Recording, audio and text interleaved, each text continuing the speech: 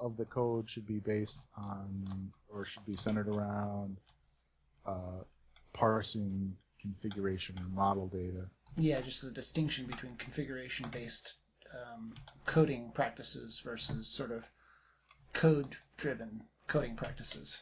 Yeah. Most businesses don't understand that, and most software developers don't understand it. Like neither one do. So it's sort of the blind leading the blind with a lot of dev teams for the business as well. I think we should. We said that it should be, kind of built with the future in mind, be extensible. That you shouldn't have to. I think all software probably ultimately has to be rewritten at some point because things always change, and then they change so much over the course of a number of years that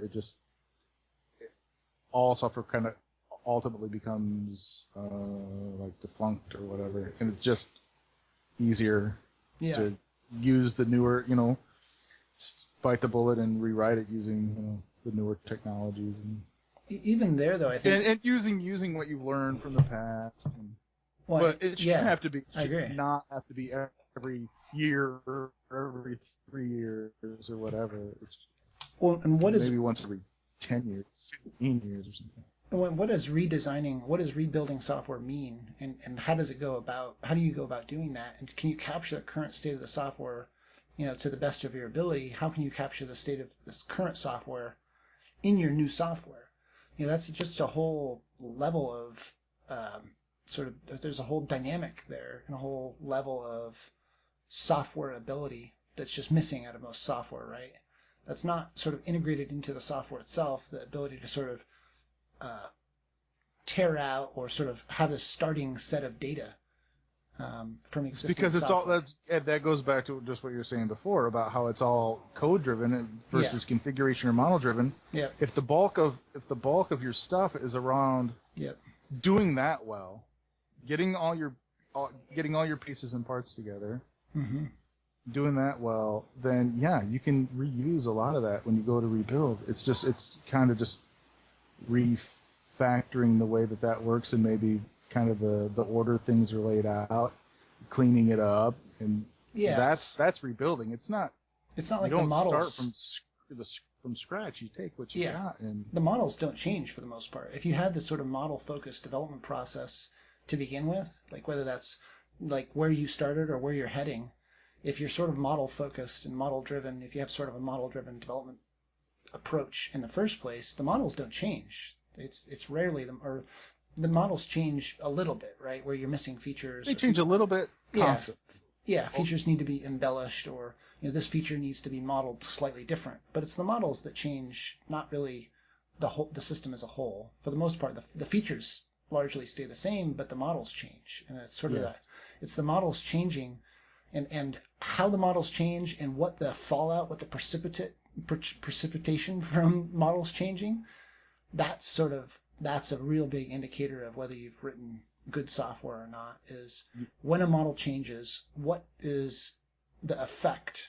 The model is the cause. How well do you handle that? Yeah. Yeah. What do you have? What work do you have to do to accommodate that change? Yeah, and that indicates sort of the level of dryness. How often you repeat code in different areas. The more you repeat that code in different areas, and the less engine-driven approach you have, and less model-driven, data-driven approach that you have, the less data-driven it is, the more sort of non-dry it is, and the more non-dry it is, the more precipitate there is from making those model changes. Oh, the thing that I hadn't said yet is we were talking about, like, I don't remember how this came up.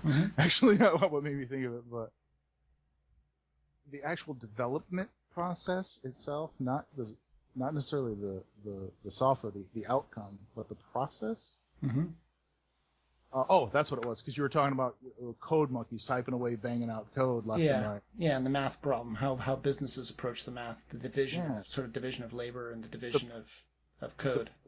The process of software development is probably like 90% just thinking and 10% typing. Yeah, and they don't get that. Most businesses don't understand that. They want you to start. doing the boss work. man walks in and and you're not pecking away. Up on his desk and he's kind of looking up at the ceiling, looking like he's daydreaming. Yeah. It's because he's doing his freaking job. Yeah. Yeah. It's not necessarily because he's thinking about being out on a cruise or something. Yeah. It's figuring out how to make stuff work. I mean, and then I mean that's what I think 3 or 4 days, and then I type for several hours in a row, and sometimes that's days, and then that part's done, and then I got to stop and look at it and make sure that works, and look at how crappy I did it on the first go around, and switch it around a little bit, and then you got to think again for another 3 or 4 days about whatever the next hurdle is. I actually do some of my best design work. I do in the shower. Me too. I just sit in the shower as I'm trying to fall asleep. Sometimes. Yeah. So sometimes what? Peeing. Oh, peeing. Yeah. I know. When I actually worked in the office, it was like when I had to, go do number 2, sit in there for a little extra longer. Sure. Like, all of a sudden, I'm in there for like a half hour. I'm like, oh, I guess I should probably get up and leave. Because I've been thinking about it. It's just like I'm lost in thought or whatever. You don't want to do anything to break that train of thought. Yeah, disturb your line of thinking. Yeah.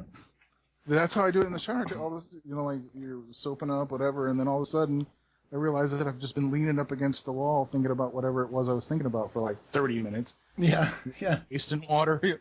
Yeah. Yeah. Earlier, I was talking about sort of development.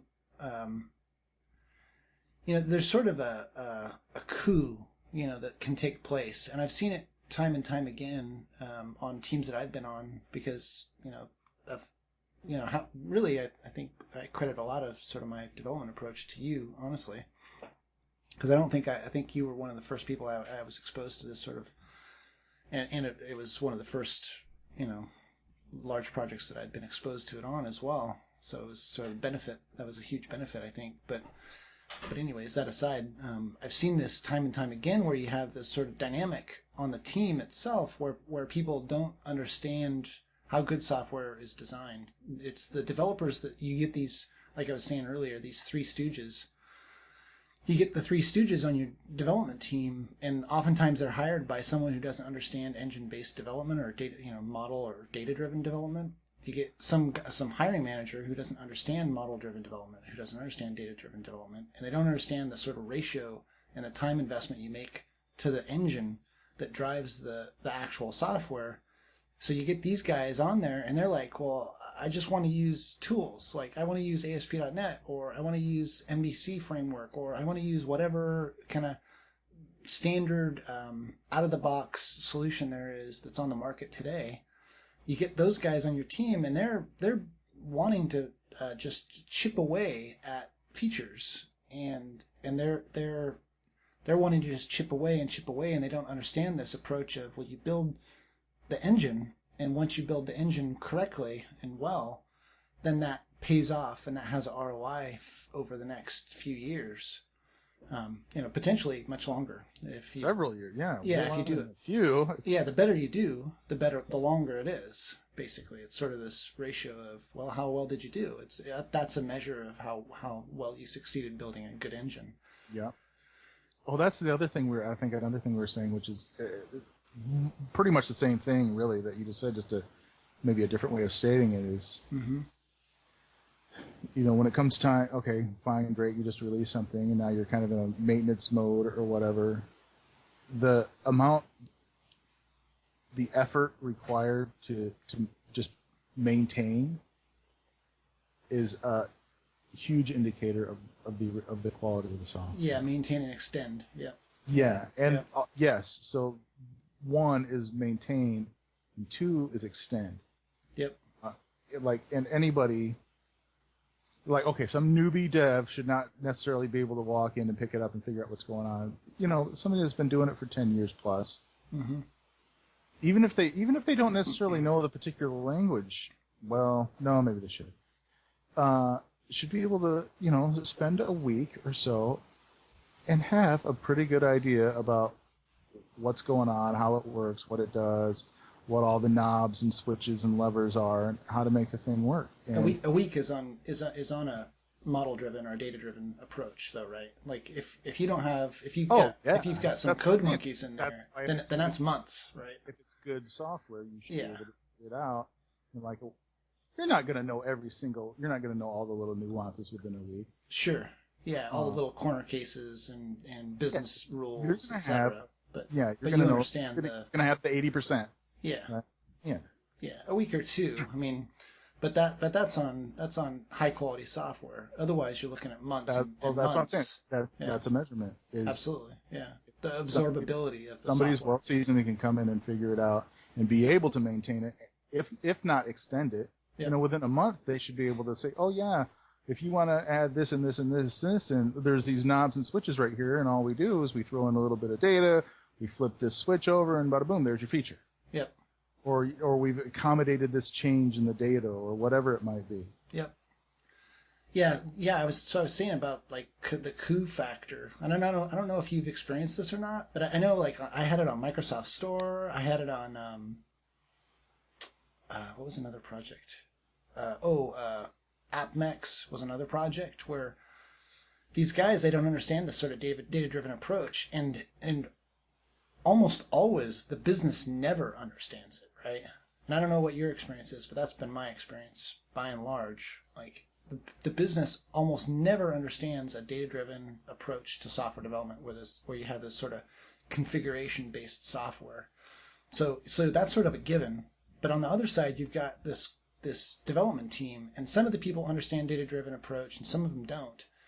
And once you get this ratio out of balance, out of kilter, where you have this too many people that don't understand configuration-based software, that don't understand this data-driven approach, they can end up basically having holding a coup, and they'll crush the people who are trying to build high-quality software because of the stuff you were talking about before. Like you were saying, oh well, you got to be coding, right? If your boss comes in and you're daydreaming, then you're probably doing your job. Well, that's not what it looks like to the code monkeys, right? So those guys almost always end up holding a coup against the guys who are actually trying to build high quality software because they think like their bosses think that you should be code monkeying. Yeah, I banged out 50,000 lines of code this week. Yeah. Well, Which that's is great. You know, I thought about it for 4 days, spent half of my Friday banging out 250 lines of code. Exactly. And then went home early because I was done. Yep. My 250 lines do what yours does more and better. Yep. And less maintenance. Because I actually bothered to think about it. Less maintenance, higher security, higher performance, etc. Yeah. A higher extensibility. Just, exponentially. Get online. Yeah. I am all my friends. Cobble a bunch of like crap. Bits of pieces of code off the internet together. If control, I do steal stuff from the internet. Yeah.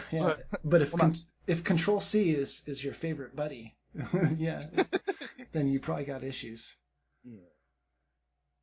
But I've seen that time and time again, and frankly, like when I think what happened at Microsoft Store when I left Microsoft Store, I think they realized like, for one, I didn't care. Like, oh, cool, you guys want me to leave? Cool, I'll leave. But then I think they sort of realized, not just out of that, like my, nonchalantness out of it. I think they sort of had some sort of internal dialogue and were realizing, like, wait a second, how many people are we replacing this one guy with? And if you have this sense of, well, we're replacing one guy with 10 Chinese guys, you probably have an issue on your hands. You probably have a problem on your hands, no matter how you do that math. The math's not going to work out in your advantage.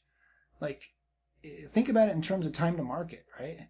Like, if you look at it from a business perspective, okay, so maybe you save dollars, or maybe you save cents, but are you losing dollars by saving cents? What's your time to market now that you've got 10 Chinese guys for one, code, configuration? What's that old saying? You're being dollars stupid to be penny wise. Yeah, exactly. Yeah, Something exactly. like that. And that seems like the current trend for sure. The current trend is to always do that. Oh yeah.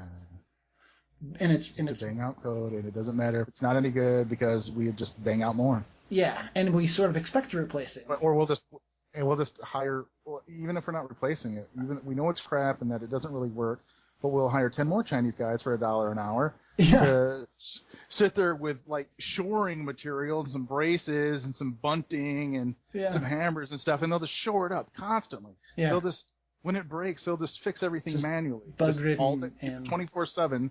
They're just on call constantly, and all they're doing is fire drills, just constant data repair, because what was built in the first place doesn't work.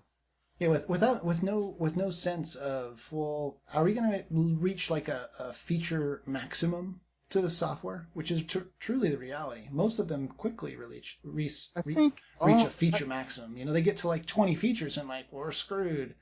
We can't build anymore. I think quality software is built by quality businesses. Yeah. Yeah, no, I think that's actually a measure. Yeah, I really do. Right. You're probably right. Or at least people who can, you know, bend in that direction. Because I don't think that I think it's trainable. I don't think that most. That's why I want to focus on the software business bootcamp, because I don't think that most people sort of get it, and I don't think it's for a lack of ability. I think it's for a lack of training. That all the colleges out there, they're all pumping out code monkeys, right? So it's monkey see, monkey do, and they've got code monkeys, so they're trying to figure out, okay, hey guys, how do we figure out how to use these code monkeys? Use our code monkeys. Yeah. They don't get, like there's this thing called high quality software, and this is how high quality software works. And we don't need these code monkeys. We need high quality software guys. What do those guys look like? Well, what I'm thinking is, when I say high quality software to high quality business, is sure they're still interested in being business over the long haul. Yeah. They're not concerned about, That's true. It's a dime a dozen businesses high quality out business there that produces high quality software. They have high quality investors. You know, yeah. You can cater to the day traders or not. Yeah. If you're catering to the day traders, you're not going to build anything that's worth a damn. Are you a buy and hold business? You know, create and hold business, or are you create and sell? Because there's lots of people out there that just want to build a business, IPO it, and sell it. That's what they're about. Yeah, that's what you. That's true. That's true. And even if you're not doing exactly that, if you're kind of in that genre or of that bent, where like you're really only interested in what your 3-year projections are, or your 1-year projections, or your quarterly projections, whatever it is you're interested in.